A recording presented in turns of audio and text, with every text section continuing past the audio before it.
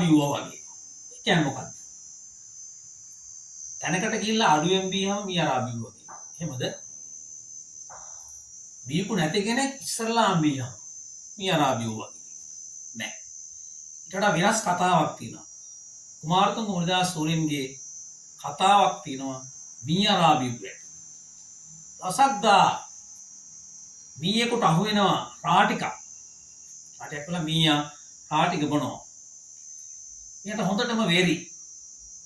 මීයාගේ හොඳම හතුරා පරම හතුරා තමයි පූසා. මීයාට වෙරි පිට මීයා කියනවා